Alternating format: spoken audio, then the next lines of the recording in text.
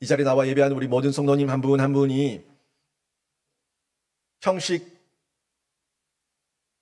껍데기, 모양, 그 내면에 하나님을 사랑하는 신앙의 중심이 바로 세워져 있기를 주님의 이름으로 축원합니다. 아멘. 가정에 보면 자녀와 부모가 있는데요. 부모가 자녀를 가르칠 때에 자녀들이 건방을 떨 때가 있습니다. 부모의 말을 듣지 않고 부모를 무시하고 부모를 깔볼 때가 있죠. 자기가 자녀로서 어떤 존재인지 실존인지 정확하게 알지 못하기 때문에 무지한 가운데 건방을 떠는 거예요. 제자가 있고 스승이 있는데 제자가 스승에게서 뭔가를 배우기 위해서는 제가 잘 모릅니다. 제가 무식합니다. 제가 무지합니다. 제가 아는 게 이것밖에 안 됩니다. 하는 자신의 실존을 인정해야지만 스승에게 머리를 조아리고 가르쳐 주십시오라고 반응하게 됩니다. 자녀가 내가 가정에서 지금 어떤 존재고 내 힘이 아무것도 없고 부모가 없으면 나는 의식주를 하나도 해결할 수 있는 것이 없다라는 걸 인정하게 될 때에 부모가 나에게 어떤 존재이고 부모가 나를 위해서 어떤 수고를 해왔는지 인정하며 부모의 은혜를 갚아요. 부모를 공경해요. 실존이에요, 실존. 나라는 존재, 자녀의 자녀됨, 제자의 제자됨, 자신의 실존을 인정하게 될 때에 자녀가 부모를 공경하고 제자가 스승에게 배우기를 간청하게 되는 겁니다. 근데 이 건방을 떨 때 보면은 내가 다 안다. 내가 다 할 수 있다. 엄마 아빠 없어도 내가 다 할 수 있다. 스승, 당신 없어도 내가 다 알아. 라고 건방을 떨 때, 자만하고 교만할 때 절대 배우지 않고 부모를 인정하지 않고 스승을 인정하지 않습니다. 제가 이 이야기를 왜 하냐면 복음의 서신이라고 하는 로마서에서 지금 인간의 실존을 우리에게 직면시키고 있어요. 왜? 복음을 복음으로 받아들이라고. 복음을 복음으로 받아들이기 위해서 우리 인간의 실존을 내가 인정할 때에 그때 변화가 일어나거든요. 내가 죄인이라는 걸 인정하지 않는데 예수가 필요 없다고 얘기했죠. 내가 다 이뤘고 내가 다 할 수 있다는 자만과 교만 가운데 있으면 십자가 사건과 그 구원의 복음이 나에게 필요 없다고요. 나만 믿고 나만 의지하면서 그냥 자기 힘으로 뭐든지 다 하려고 아둥바둥거리며 살아가게 되는데 이걸 직면시키고 있어요. 너희들 그렇게 못해. 너 없으면, 너 부모가 없으면 의식주 해결하지 못하고, 너 스승이 없으면 아무것도 배울 수가 없고, 너 복음이 없으면 천국에 들어가지 못해. 예수가 없으면 구원받지 못해. 하는 이 직면, 인간 실존의 직면을 지금 로마서 초반부터 사도 바울이 그 작업을 하고 있는 겁니다. 그래서 로마서 1장 뒷부분에서 본능적 인간에 대해서 봤고 2장에서 철학적 인간에 대해서 저희가 쭉 보고 있죠. 이미 다 봤지만 이 내용들을 통해서 저희가 인간의 세 부류 가운데 결국 우리가 신앙적 인간으로 쭉 가야 되는 이 과정 가운데 있는데 근데 우리가 본능적 인간으로 살아갈 때가 있고 철학적 인간으로 살아갈 때가 있는데 그 모습이 어떻게 드러나고 있고 우리에게 그 내용을 딱 보여주면서 우리가 인정하게 하는 거예요. 이게 본능적 인간의 모습이었구나. 이게 철학적 인간의 모습이었구나. 이걸 하나님께서 어떻게 판단하시고 어떻게 우리에게 정죄하시고 평가하시는가? 하나님의 평가죠. 하나님의 평가. 이 평가를 우리가 받는 중에 내가 잘못 살았구나. 내가 착각하고 있었구나. 내가 교만과 자만 가운데 있었구나. 하는 걸 인정하고 주께로 돌아오게 되는 거예요. 직면이에요. 직면. 나의 한계, 나의 현재 수준을 볼 때에 위도 볼 수가 있고 아래도 볼 수가 있고 아래 사람은 도와줄 수가 있고 위에는 바라보는 중에 사모함으로 뛰어들고 성장할 수가 있는 거죠. 자신의 평가예요. 자신의 수준. 그래서 아이들도 학원에 가면 이 아이의 수준이 어느 정도인지 직면시키지 않습니까? 레벨 테스트를 하지 않습니까? 그 레벨이 나와야지 내 수준을 인정해야지 그래야지 위로 올라갈 수가 있지 교만 가운데 있고 자만 가운데 있으면 아무런 성장이 없습니다. 영적도 마찬가지예요. 신앙적인 수준도 마찬가지예요. 내 영적 수준, 내 신앙의 수준이 어느 정도고 내가 종교 생활을 하고 있는가? 아니면 하나님을 사랑하는 가운데 신앙 생활을 하고 있는가? 하나님께서 이 말씀들을 통해서 직면시키고 있는 걸 저희가 내용 통해 이 본문 로마서 내용을 통해서 확인해 볼 수가 있는 거죠. 그 가운데 저희가 철학적 인간에 대해서 말씀을 드렸어요. 이 철학적 인간은 좀 복잡한 인간입니다 라고 말씀드리며 비도덕주의자, 양심주의자, 형식주의자가 있습니다 라고 제가 쭉 말씀드렸는데 그 중에서 형식주의자에 대해서 지금 저희가 보고 있는 거예요. 근데 제가 이 말씀을 나눌 때에 특별히 양심주의자와 이 형식주의자를 두 가지로 나눴어요. 어떻게 나눴냐면 율법이 있는 양심주의자, 율법이 없는 양심주의자. 율법이 있는 형식주의자, 율법이 없는 형식주의자 이렇게 나눴죠. 이유는 우리에게는 율법이 있기 때문에 그런 거예요. 그래서 제가 배제합니다. 이건 빼버립니다. 했던 영역이 어디였냐면 율법이 없는 양심주의자, 율법이 없는 형식주의자는 뺍시다. 왜? 그들은 그냥 본능적으로 살아가니까. 그냥 율법이 없어, 말씀이 없고 하나님도 없고 하나님에 대한 인식이 없어요. 그러니까 저 세상 사람들, 불신자들이 하나님 없는 중에 자기들 본능대로 살아가지 않습니까? 그러니까 빼자고. 우리에게 적용할 부분은 아니니까 빼고 저희는 뭘 봤어요? 율법이 있는 양심주의자, 율법이 있는 형식주의자에 연결해서 우리와 연결해서 제가 계속해서 주목해서 보고 있습니다. 여러분에게 율법이 있잖아요. 여러분에게 양심이 있지 않습니까? 이 양심들을 가지고 있기 때문에 하나님의 율법이 있기 때문에 양심의 가책도 느끼고요. 또 허랑방탕한 생활하는 중에 이러면 안 되겠다. 하나님 말씀대로 살아야겠다 하고 결단하고 경건의 모양도 갖추기 위해서 여러분이 수고하고 노력합니다. 이게 율법이 있기 때문에 그런 거예요. 율법이 있으니까 여러분이 예배 드리고 또 세상 나가서 세상에서 죄 짓고 허랑방탕하게 살면은 이 마음의 가책이 있지 않습니까? 하나님이 그러지 말아야 했는데 내가 이번 주도 기도도 못하고 예배도 못하고 하나님 앞에 전혀 하나님의 이름을 부르지도 못했는데 큐티도 못했는데 말씀 읽지도 못했는데 기도도 못했는데 이런 마음이 생기면 안 되겠다 내가 기도해야겠다.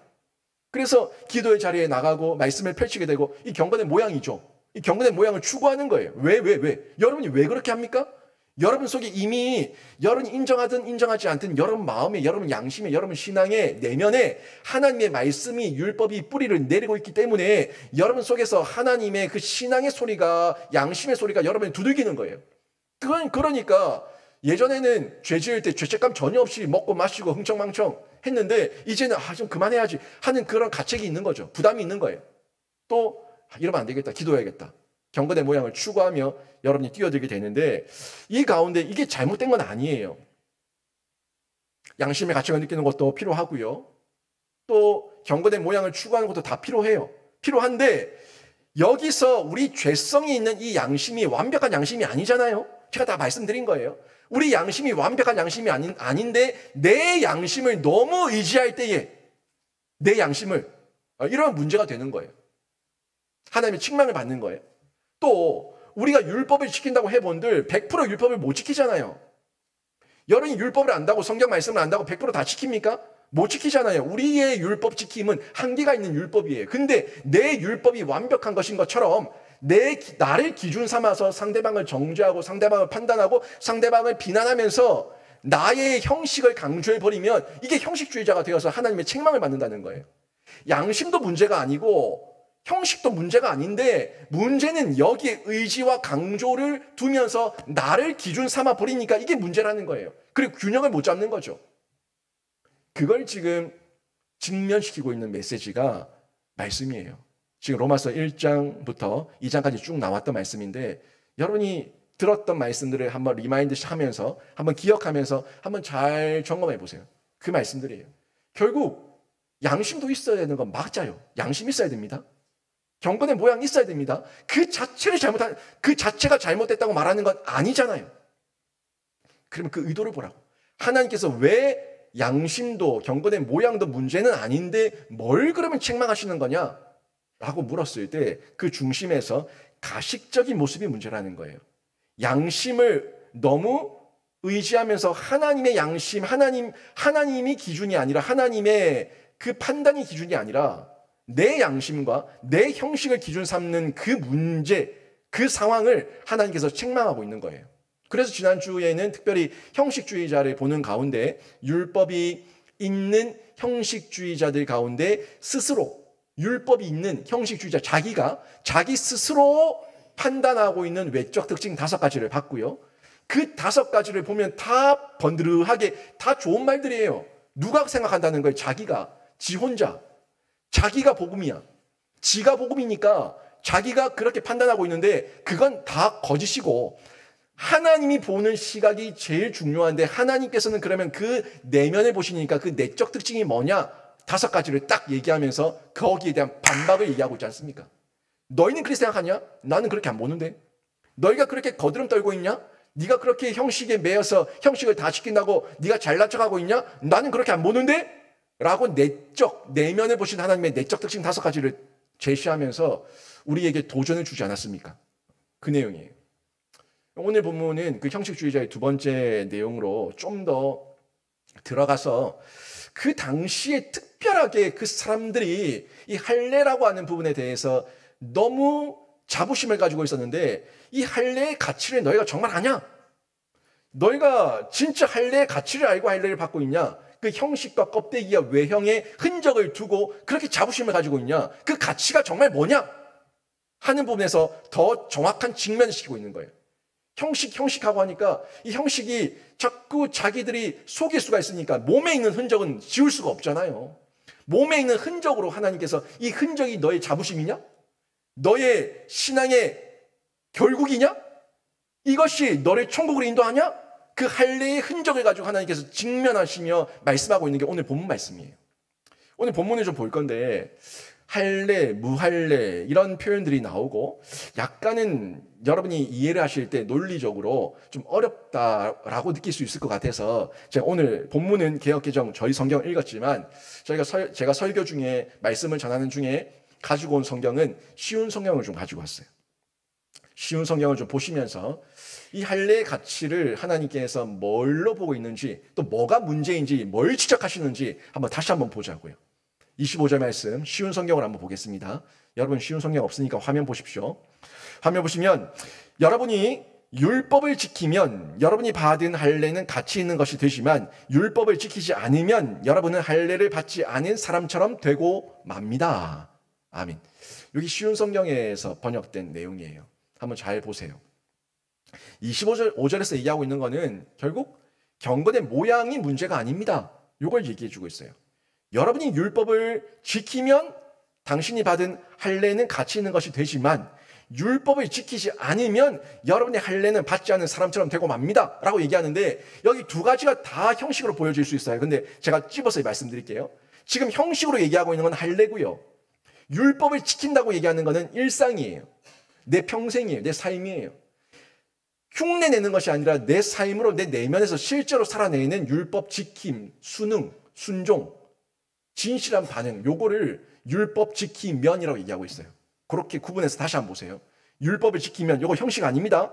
여러분이 평생 동안에 하나님을 사랑해서 여러분이 정말 진실되게 순종하며 진실되게 반응하는 여러분의 삶의 신앙의 반응을 얘기하고 있는 거예요. 다시 여러분이 율법을 지키면 여러분이 받은 할례는 가치 있는 것이 되지만 평생을 신앙으로 살아내면 여러분이 받은 흔적, 할례의 흔적, 그 형식이 가치 있는 것이 되지만 율법을 지키지 않으면 경건의 능력이 없으면 평생 그렇게 살아내고 하나님을 사랑하지 않으면 여러분은 할례를 받지 않은 사람처럼 되고 맙니다. 그 형식, 경건의 모양이 아무런 의미 없습니다. 하나님 앞에서. 요 얘기하고 있는 거예요. 조금 이해가 되시죠? 결국에 경건의 모양을 아무리 많이 갖춰본들 경건의 능력이 없으면 그 경건의 모양이 헛것이고 경건의 능력을 가지고 있고 경건의 모양을 갖추면 그 경건의 모양은 하나님 앞에 가치 있는 것입니다. 이렇게 전달하고 있는 거예요. 그 당시에 이스라엘 남자들은요 할례를 받았어요. 이 할례가 지금으로 얘기하면 남자의 성기의 표피를 제거하는 그거였죠. 그걸 할례라고 얘기했는데 그 당시에는 남자만 할례를 받았어요. 근데 이 할례를 받았다는 것에 유대인 남자들이 굉장한 프라이드를 가지며 나는 할례 받은 하나님의 백성이다. 하나님의 선민이다. 하나님을 따르고 하나님께 순종하고 하나님의 백성된 사람이다. 라고 그렇게 믿고 있었어요. 사실 할례의 의미가 뭐냐면 제가 평생에 하나님을 따르겠습니다. 제 몸의 흔적을 가지고 제 평생에 하나님을 사랑하고 하나님을 순종하고 하나님 말씀을 따라서 살겠습니다 라는 마음의 결단이 할례예요. 근데 그 할례를 받아놓고 그 프라이드만 가지고 자부심만 가지고 있지만 실제로 경건의 모양은 있지만 경건의 능력 없이 진짜 하나님을 사랑하지 않은 채 살아가니까 하나님의 책망을 받고 있는 거예요. 요걸 지금 우리 얘기로 얘기하면 우리는 할례 받지 않으니까 할례에 대한 그런 율법이 아니니까 우리는 지금 뭘 받냐면 예수님 이후에 세례를 받아요. 세례를 받았는데 이 시대의 세례를 할례와 유사하게 한번 보자고요. 근데 세례를 받으나 할례를 받으나 받고 끝나버려. 그래서 받고 끝나버려. 아무 의미 없어요. 할례를 받아도 마음이 중요하고 세례를 받아도 마음이 중요해요. 우리가 할례를 받는다고 사람의 인생이 바뀌어지는 거 아니고 세례를 받는다고 인생이 역전되는 거 아니에요. 세례를 받아서 내 마음이 바뀌면 하나님의 역사가 일어나고 하나님의 능력이 일어나서 새 사람이 되지만 하나님 안에서 그 마음의 중심이 없으면 아무 의미 없어요. 변화는 일어나지 않습니다. 할례도 마찬가지예요. 백날 첫날 할례를 받아본들 내가 하나님을 향한 사랑의 마음, 그 마음의 중심이 없다면 할례 받아봤자 아무런 변화는 일어나지 않고 아무런 역사도 일어나지 않고 하나님의 인정도 받지 못한다는 거예요. 그 마음의 중심이 중요하다 하는 부분을 저희가 볼 수가 있는데 이 같은 맥락에서 할례를 봤을 때에 그 당시에 이스라엘 백성 남자들, 이 유대인들은 할례 받았다는 것에 대한 굉장한 이 프라이드에 빠져서 자기 몸에 할례의 흔적, 이 흔적이 있다는 것만으로 충분하다. 나는 이미 택함 받은 백성이다. 라고 철저하게 믿고 있었다는 거예요. 근데 그게 하나님 보시기에 자신의 착각이었고 자신의 교만이었고 외적 형식에 매여 있는 어리석은 자의 모습이었다고 하나님은 말씀해 주고 있는 거예요. 네가 할례 받았냐? 그래서 너의 삶의 열매가 뭐냐? 네가 경건의 모양을 갖췄냐? 그래서 너의 경건의 능력의 그 열매가 뭐냐? 이걸 묻고 있는 거예요. 누가? 하나님이. 이 외적 할례 자체가 가치 있는 것이 아니죠. 결국 할례를 명령했던 하나님 아버지의 의도를 알고 하나님의 아버지의 의도대로 살아내야지 그때 그 할례가 가치 있는 할례가 되고 내가 인정하는 할례가 된다. 이 얘기를 말씀하고 있는 겁니다. 26절 조금 더 나가 볼게요. 26절 쉬운 성경을 한번 보십시오. 26절 보시면 반대로 할례를 받지 않은 이방인이 율법이 명하는 내용들을 지키면 하나님께서는 그 사람을 할례를 받은 사람으로 여기지 않겠습니까? 라고 묻고 있는 거예요. 다시 세례로 바꿔서 한번 얘기해 볼게요. 세례받지 않은 이방인들이, 세례받지 않은 사람들이 율법, 하나님의 말씀, 성경이 명령하는 내용들을 지키면 하나님께서 그 사람을 세례받은 사람으로 여기지 않겠습니까? 요 얘기예요. 세례가 중요한 게 아니라 정말 내 마음의 중심을 가지고 하나님의 말씀대로 살아내기 위해서 수고하고 노력하는 그 헌신과 노력과 그 순종이 있냐? 있으면은 세례가 중요한 것이 아니라 내가 세례받은 것처럼 내가 여기고 인정해 주겠다는 거예요. 누가? 하나님께서. 근데 세례를 받아본들, 할례를 받아본들 그 하나님의 말씀을 지키지 않으면 도리어 내가 인정하지 않겠다라는 거죠. 27절 이어서 보십시오. 27절 보시면 할례는 받지 않았어도 율법을 지키는 사람이 할례는 받았으나 율법을 어기는 여러분을 오히려 율법의 파괴자라고 판단할 것입니다. 할례를 받지 않았어도 율법을 지키는 사람, 그러니까 세례를 받지 않았어도 하나님을 믿겠다고 신앙의 고백을 하고 하나님 안에 있는 사람이 세례받고 할례받고 그렇게 다 받을 건 외적으로 다 받아놓고 정말 율법을 지키지 않고 말씀을 따라 지키지 않고 있으면 그 사람들이 세례받지 않은 사람, 할례받지 않은 사람이 당신이 하나님의 말씀을, 성경을 파괴하는 사람입니다 라고 도리어 정죄할 거라는 거예요. 굉장히 무서운 말씀이에요. 우리가 흔히들 보면은 내가 이만큼 한다는 외적 표현과 내가 할례받고 세례받고 내가 신앙생활한 그 연수가 몇 년인데 라는 그 외적인 것을 드러내면서 누군가에게 그 어떤 권위의식을 드러내고 내가 당신보다 위에 있습니다 라는 걸 드러내려고 하는 경우들이 있는데 하나님께서는 그런 거 안 본다는 거예요. 그런 거 안 보고 정말 그 마음의 중심이 뭐가 있냐 이 내용을 보면서 하나님께서 본다는 건데 할례냐 세례냐 그런 외적 모습이 중요한 게 아니라 사람의 중심, 마음 중심, 그 속사람이 중요하다 하는 부분을 지금 25, 26, 27절에서 전달해 주고 있는 거예요. 우리 모두 다 세례 거의 다 받았는데 세례만 받았다고 우리가 만족하면 안 돼요. 여러분, 세례 받은 게 여러분에게 천국 티켓이 아닙니다. 세례는 형식이에요. 세례받은 그 형식도 중요하지만 세례받은 이후에 그 안에 뭐가 있어야 된다는 거예요? 진짜 경건의 능력, 내 마음의 중심, 하나님을 향한 속사람이 있을 때 내 세례가 진짜 참 세례가 된다는 거죠. 하나님 앞에서 칭찬받을 만한 세례가 된다는 겁니다. 속사람이 중요한 거예요. 껍데기 자랑해 본들 하나님 앞에서 부끄러운 짓이에요. 껍데기 연수를 자랑해 본들 하나님께서 보실 때 의미 없는 거예요.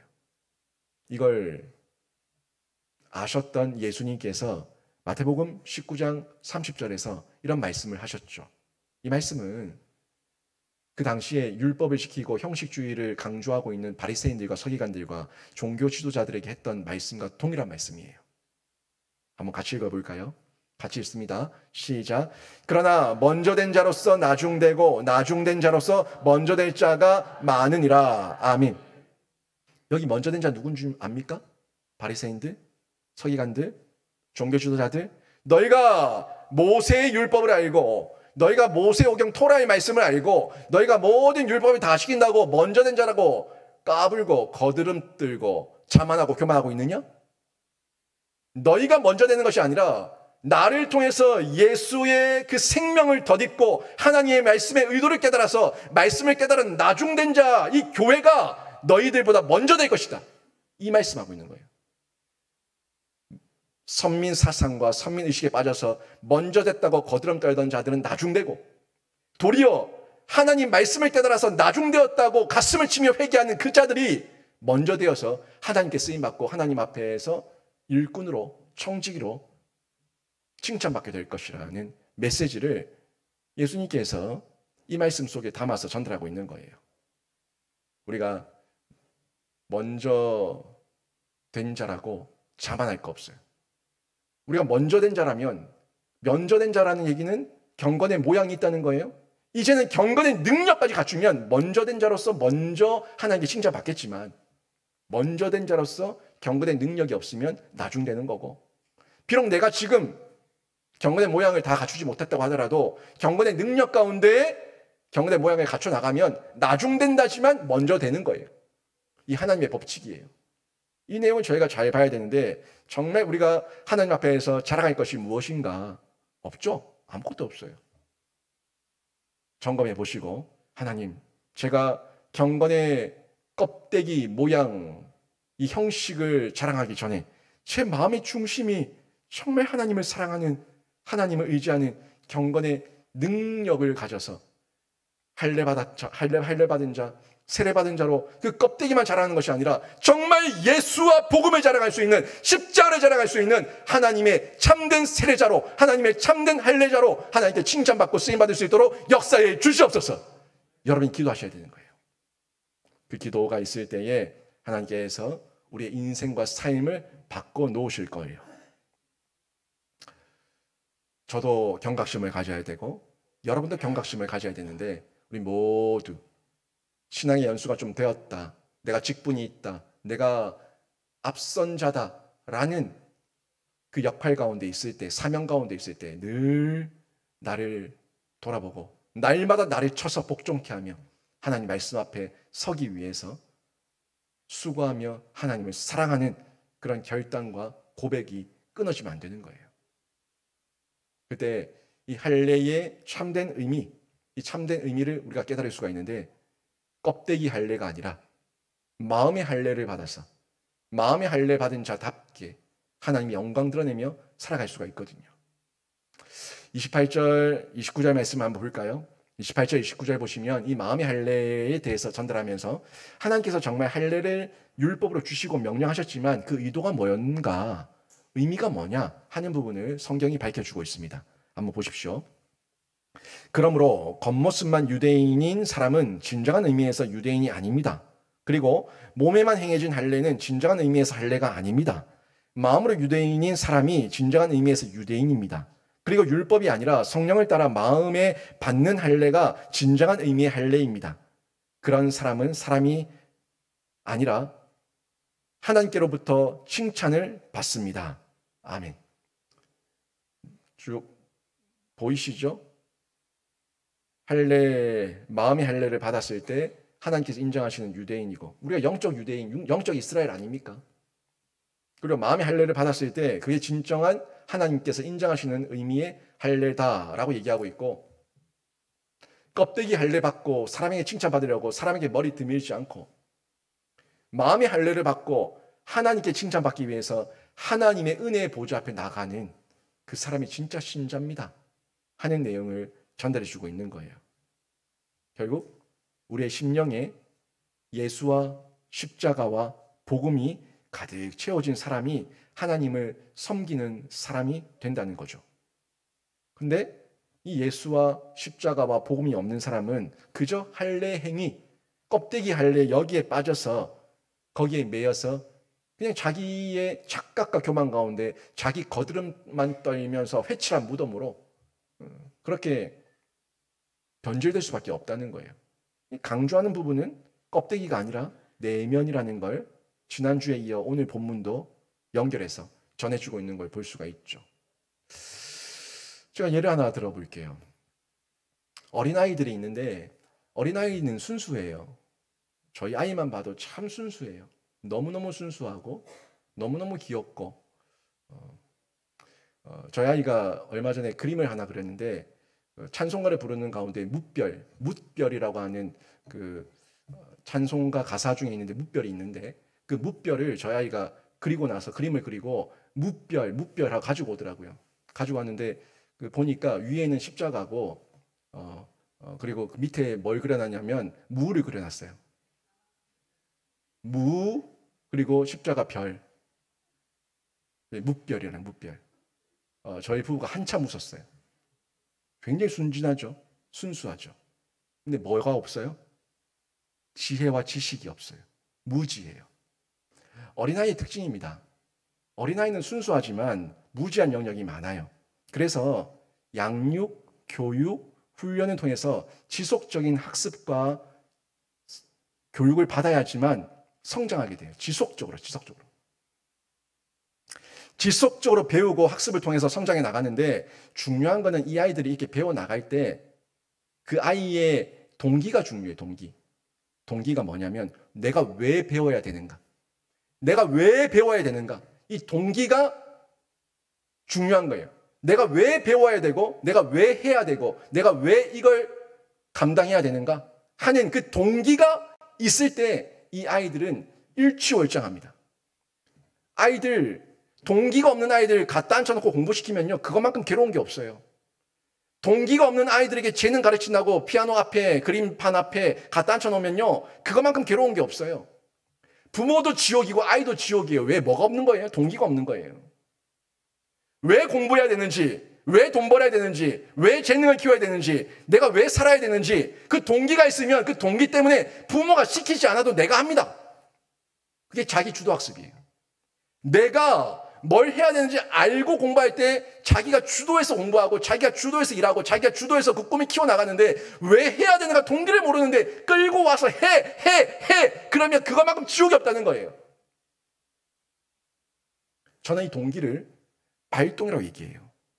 제가 여러분에게 발동이 걸리고 여러 번 기도를 많이 하고 말씀을 드렸는데 이 발동이 동기입니다.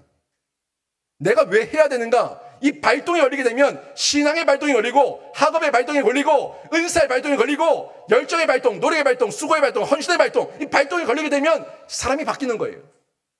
내가 왜 해야 되는 줄 아니까 부모가 시키지 않아도 내가 자발적으로 그 자리에 나가서 그 일을 하고 그 꿈을 펼쳐나가는 거죠. 이 동기가 중요해요. 이 동기가 생길 때 세상이 감당하지 못할 사람으로 하나님께 쓰임받고 사람들에게 인정받게 되는데 우리 신앙도 마찬가지예요. 신앙의 발동, 내가 왜 하나님을 믿어야 되는가? 내가 왜 예수를 믿어야 되는가? 이 발동이 걸려야 되는데 이 발동이 종교가 아니라 신앙이어야 된다는 거예요. 신앙으로. 신앙은 사랑이에요. 신앙은 사랑이고 신앙은 믿음이에요. 하나님을 사랑하는 신앙과 믿음을 가지고 우리의 신앙의 발동이 걸리게 되면은 내가 왜 하나님 앞에 나와 말씀을 들어야 되고 이 말씀대로 살아야 되는가에 대한 이유가 생기니까 그 이유 안에서 하나님 앞에서 형식주의가 아니라 외식하는 자가 아니라 진짜 진심을 다해 살아내는 충성된 종이 되는 겁니다. 이 동기가 없을 때 외식하는 거예요. 이 동기가 없을 때 형식주의자가 되고 율법주의자가 되는 겁니다. 아이도 마찬가지지만 우리가 하나님을 믿는 데 있어서도 나의 동기가 뭐냐? 나는 발동이 걸렸냐? 나는 하나님을 사랑하냐?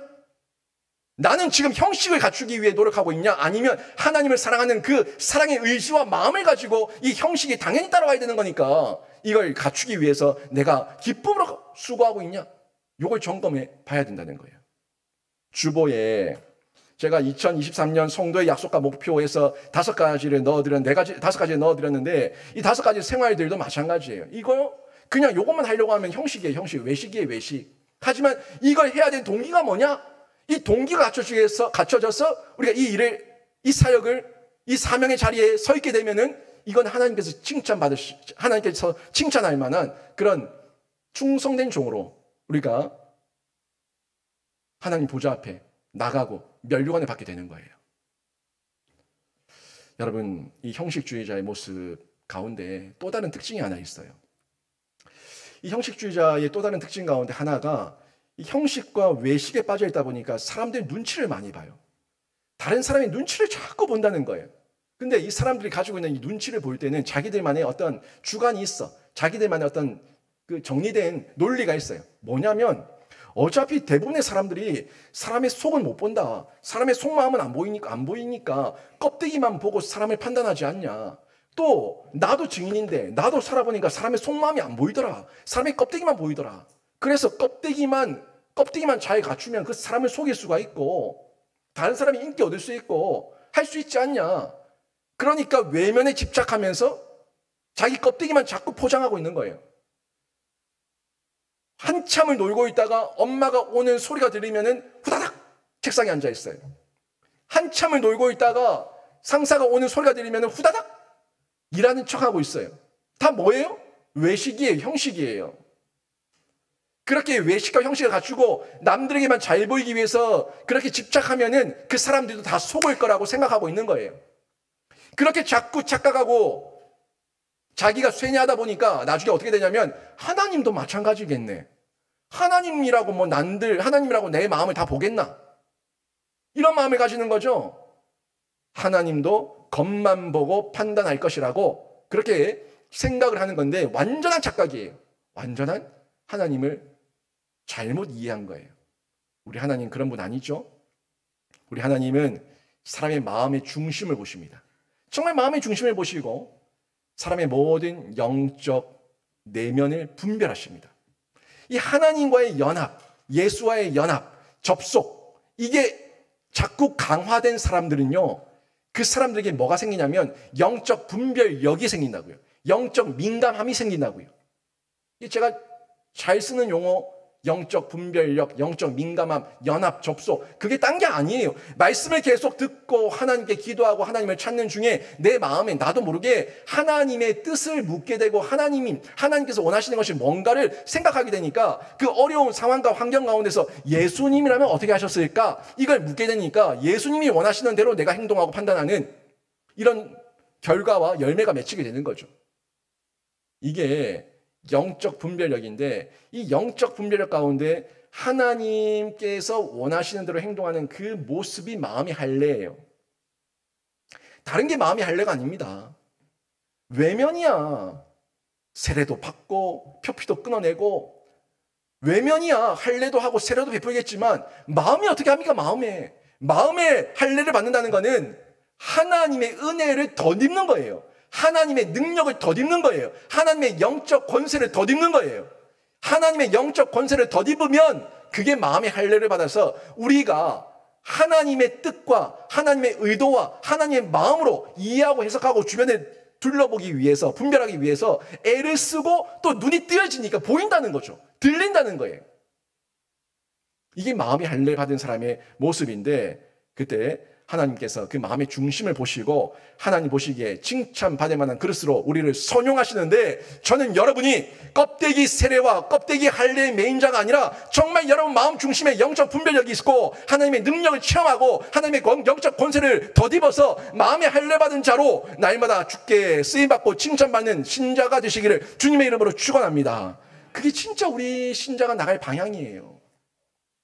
영적 분별력, 예수와 연합, 하나님의 영적 권세 덧입음, 성경과 성령 안에서 균형, 두루 갖추게 될 때에 하나님 앞에서 쓰임받게 되는데, 하나님께서 여러분에게 그런 마음을 주시고 성경과 성령을 통해서 여러분 가슴을 두들기실 때 여러분 물으세요. 예수님이라면 어떻게 하실까? 하나님, 제가 어떻게 하기를 원합니까? 하나님께 묻고 하나님의 음성을 들어서 여러분의 영적 안목을 날마다 키워나가시는 중에 여러분의 삶이 진짜 바뀌는 기적이 나타나기를 다시 한 번 더 주님의 이름으로 축원합니다. 이때에 우리 삶이 바뀌면은 열매가 나타나는데, 우리의 삶이 바뀌지 않고 신행이 일치가 되지 않을 때 이단이 일어나요. 이단이 발행한다고요. 제가 이단의 발행에 대해서 생각하는 중에 오늘 말씀을 보다가 이단과 연결이 됐어요. 왜 교회가 욕을 먹냐? 왜 매스컴들과 드라마와 영화들과 왜 세상은 교회를 소재화시켜서 교회의 그 가식적인 사람들을 소재화시켜서 교회를 통째로 싸잡아서 욕먹이냐 하는 분을 생각하는 중에 신행이 일치가 되지 않는구나. 요걸 깨달았어요. 양심, 형식 둘 다 강조하는데 둘 다 극단으로 가버려. 균형이 없어요. 하나님 말씀에 균형이 없어요. 균형이 없으니까 극단으로 가니까 이단이 발행하는 거예요. 이단이 생기는 이유는요, 형식주의자와도 연관이 있습니다. 이 형식주의자와도 연관이 있고 양심주의자와도 연관이 있고, 아무튼 율법이 있다고 얘기하지만 하나님의 양심도 아니고 하나님의 경건의 능력도 없고 모양과 형식과 이 껍데기만 자랑하다 보니까 자꾸 이단이 생기는 거예요. 이걸 제가 발견하게 됐는데, 그 당시에 지금 사도 바울이 로마서를 기록하고 있는데, 사도 바울 당시에 가장 골치 아팠던 이단 중에 하나가 영지주의예요. 영지주의는 제가 요한일서 강의를 할 때 한번 영지주의에 대해서 쭉 설명을 드렸었어요. 이 영지주의가 그 당시에 가장 골치 아픈 이단이었는데, 이 영지주의가 주장하는 내용이 뭡니까? 영적인 것은 선하고 육적인 것은 악하다. 요거예요. 핵심. 신적인 것, 신으로부터 받은 마음과 영혼, 이 마음과 영혼으로 하나님을 사랑하고 하나님을 따르겠다고 마음이 결단만 했으면 육으로는 무슨 짓거리를 하고 살든 상관없다. 어차피 육은 저주받은 몸이고 저주받은 고기 덩어리고 더럽고 악한 것이기 때문에 육은 다 소멸될 것이고 영만 천국에 들어가니까 영만 살아있으면 되고 영만 깨끗하다. 이렇게 가르친 게 영지주의예요. 근데 이 영지주의가 왜 발행했는가? 제가 말씀 묵상하는 가운데 이 바리새인들과 서기관들과 이 율법주의자들, 형식주의자들 때문에 이 영지주의가 발행했구나 하는 걸 깨달았어요. 이게 완전 극단이거든요. 둘 사이의 극단이에요. 형식주의자와 영지주의자의 두 사이의 극단이에요. 지금 형식주의자 유대인들은 얘기하는 게 뭡니까? 자기들의 외적 껍데기, 금식할 때, 헌금 드릴 때, 제사 드릴 때, 기도할 때 그 시간 딱딱딱 맞춰가지고 그 시간에 맞춰서 껍데기만 가서 성전에 앉아있으면 그게 모든 걸 다 해결할 것이다 라고 믿었지 않습니까? 그게 육적인 거예요. 육적으로만 우리가 고행과 모든 수고를 다해서 육적으로만 이 모든 율법을 다 지키면 천국 간다 라고 믿었는데, 그 가치를 가지고 자기들이 형식을 지키지 못하는 이방인들, 형식을 지키지 못하는 유대인들을 비난했어요. 정죄했어요. 너희가 그러고도 유대인이냐? 너희도 그러고도 천국 가겠냐? 너희가 그러고도 하나님을 믿는다고 얘기하냐? 라고 얘기하면서 그들을 막 정죄했다고요. 그러니까 바리새인과 서기관들은 성경도 많이 알고 율법을 다 알아서 하나하나 지키고 있는데 무지하고 무식해가지고 그 율법이 뭔지도 몰라서 잘 지키지 못하고 있는 그 유대인들과 그 이방인들은 가슴에 무거운 짐이 있는 거예요. 무거운 짐 가운데 있을 때에 누가 온 거예요? 이 영지주의자들이 나타나서 저거 다 거짓말이다. 육적인 것은 다 악하고 영적으로만 선하면 되니까 저거 믿지 마라 믿지 마라. 다 필요 없다. 형식 다 필요 없다. 그냥 즐겨라. 그냥 놀아라. 그냥 마셔라. 그냥 흥청망청 너희들 마음껏 해라. 어차피 영만 선하고 육은 악한 것이니까 육으로 아무렇게 살아도 상관없다. 라는 궤변을 늘어놓은 거예요. 뭐에 대한 반동이에요? 육적인 형식에 대한 반동으로 영적인 것만 강조하는 영지주의가 등장한 겁니다. 이 영지주의의 모습을 한번 잘 보세요. 정말 그렇습니까? 완전 궤변이죠, 궤변. 영이 선하면은 육은 아무렇게나 살아도 상관없고 육으로도 아무런 어떤 고난과 고행과 여러 가지 제사를 다 드려본들 어차피 육은 다 썩어질 고기 덩어리니까 다 태워질 거고 없어질 거니까 썩어질 거니까 영만 천국 가니까 너희들 육으로 음란과 쾌락과 마음껏 다 즐기면서 너희 마음대로 해라. 이게 진짜 맞는 말이에요. 여러분 우리의 마음을 우리가 알잖아요. 내가 마음에 무슨 생각을 하고 무슨 상상을 하고 무슨 마음을 가지고 있냐가 내 삶의 태도가 되고 내 삶의 자세가 되고 내 습관이 되는 거예요. 하루 종일 술 생각만 하면 술이 마시고 싶어요. 하루 종일 담배 생각만 하면 담배가 피고 싶어요. 하루 종일 이성의 나체 벌거벗은 몸을 상상하고 있으면 성욕이 불이 떠 일어납니다. 그게 사람이에요. 내 마음과 내 생각이 어디에 지금 가 있냐에 따라서 내 자세와 행동과 태도가 나타나게 되는데 결국 영지주의가 자기 영은 선하다고 얘기하면서 육적으로 흥청망청 허랑방탕하게 음란하게 더럽게 추악하게 살 수 있다고요? 그게 진짜 그게 삶인데 그들의 일상인데 이 열매인데 자신들의 영이 선하다고요? 다 거짓말이에요. 다 거짓말이에요. 형식으로는 흉내낼 수 있지만 영이 더럽고 영이 깨끗한데 형식을 더럽게 할 수 있다. 그건 안 돼요. 이런 궤변에 들어놓으면서 유대인들과 이방인들과 율법을 지키지 못하는 사람들을 현혹하니까 그들이 덥석 문 겁니다. 덥석 물고 영지주의에 매료되기 시작했어요. 그러면서 내 마음대로 음란의 죄를 저지르고 내 마음대로 세상의 악을 먹고 마시면서 마구마구 흥청망청 즐기고 노는데 그런데 자기 마음에 위안이 있는 거야. 어차피 육은 썩어질 거라 그랬어. 내 영만 선하면 돼. 나는 비록 지금 이렇게 음란하게 살고 있지만 이렇게 흥청망청 살고 있지만 나는 하나님을 믿어. 이렇게 하고 있는 거예요. 요것만큼 좋은 면죄부가 없어. 자기 마음대로 하고 다니지만 나는 하나님을 믿으니까. 난 괜찮아. 면죄부. 완전한 궤변입니다. 결국 신행이 일치가 되지 않을 때 이런 문제가 나타나게 되는데 우리 하나님은요. 영도 만드셨고 육도 만드셨어요. 영, 육을 우리 하나님은 다 만드셨습니다. 이걸 전인격, 전인이라고 얘기하죠. 전인을 하나님께서 다 만드시고 하나님께서 영도 육도 만드시고 온전한 인간을 만드신 이후에 그 사람을 보시고 하나님께서 보시기에 좋았더라 라고 얘기하시면서 토부, 최고의 작품이라고 말씀하셨어요. 영도 육도 토부예요. 하나님 보시기에 좋은 거예요. 문제는 뭡니까? 문제는 성령의 지배, 하나님의 지배를 벗어난 육이 악한 것이고요. 마음의 중심 없이 자신의 육을 더럽히는 그 외식이 죄라는 거예요. 내 마음의 중심이 하나님께 있고 내가 성령의 지배를 통해서 나의 육체의 소욕을 다스리고 통제할 수 있으면 그 모든 육은 선한 겁니다. 하나님께서 육을 선하게 지으셨어요. 영도 선하게 생기를 불어 넣으셨어요. 생영이 되게 하셨어요. 영육이 다 선한 겁니다. 교회든 세상이든 어디서든 하나님께 주신 영적 민감함과 분별력을 가지고 영으로서 육을 다스리면 우리의 영도 육도 모든 것을 선하게 선용할 수 있다는 거예요. 결국 이처럼 이단의 반응이 이 문제의 원인이 어디 있어요? 신행이 일치되지 않는 그런 형식주의자의 결과로 나타나고 있고 그 과정과 연결되고 있다는 것을 저희가 볼 수가 있는 겁니다. 여러분, 세상을 보면 교회를 욕하는 사람들이 많아요. 세상을 보면 예수 믿는 우리를 욕하는 사람들이 많아요. 심지어 예수까지 욕하는 사람도 많아요.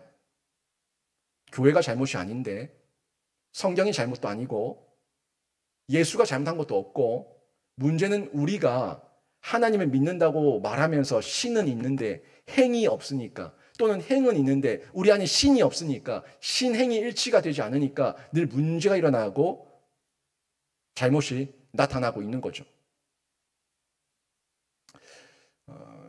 예전에 좀 오래된 영화인데 밀양이라는 영화 보셨지 않습니까?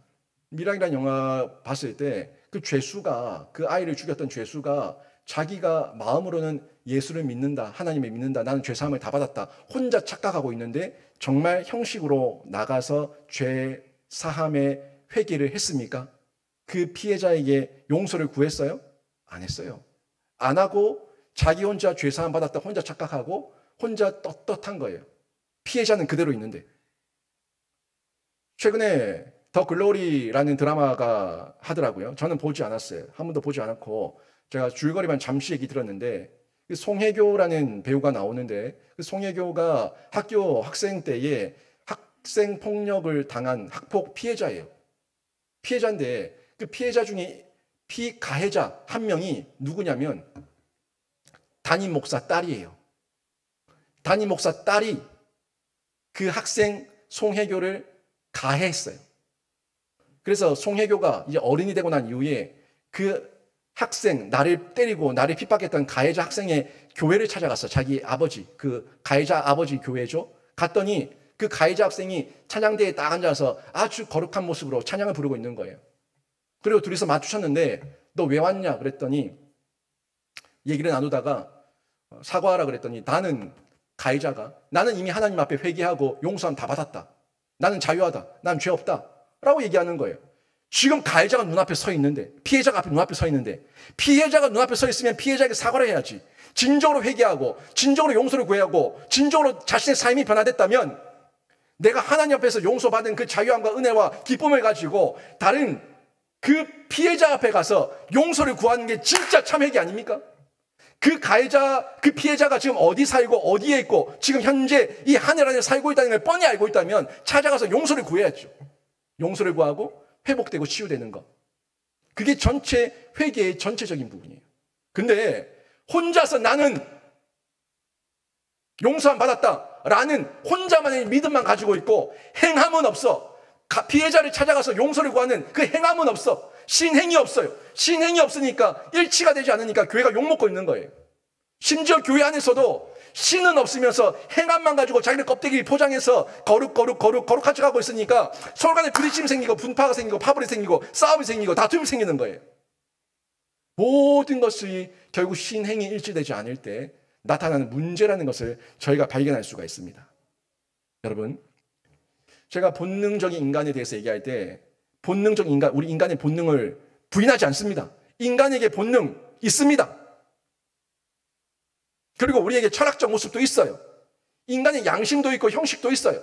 모든 것이 다 있지만 왔다 갔다 하지만 균형을 잡아야지. 균형을 잡는 가운데 본능적인 부분으로 끌려가지 않고 양심적인 부분에 너무 의지하는 가운데 의존하는 가운데 나의 양심에 치우쳐지지 않고 나의 형식만 옳다고 얘기하지 않고 모든 본능 가운데 나를 주관하시는 하나님의 통제 아래 있고 나의 양심은 하나님의 신앙의 양심이 되고 나의 모든 형식은 하나님의 경건의 능력 가운데 있는 그런 형태가 모양과 틀을 갖추어 나갈 때에 그때 우리의 모든 삶을 통해서 하나님께 영광이 되고 그 중심이 하나님 보시기에 신앙이다. 진짜 참된 신앙이다. 라고 인정하며 하나님께서 우리에게 상급을 주신다는 거예요. 잘 생각해 보세요. 여러분, 모든 중심은 신앙입니다. 잊지 마십시오. 모든 중심은 신앙인데 그 신앙은 내 신앙이 아니라 하나님을 향한 신앙이고 하나님의 말씀이고 하나님의 성령이고 예수와 복음이 우리의 우선순위가 되고 우리의 마음의 중심으로 새겨져야지 그때 분별력도 생기고 삶의 열매를 많이 맺게 되는 줄로 믿습니다. 오늘 말씀 정리하는데요. 육체 할례 경건의 모양이에요. 저는 이거 필요 없다고 얘기하지 않습니다. 육체 세례 경건의 모양인데 필요합니다.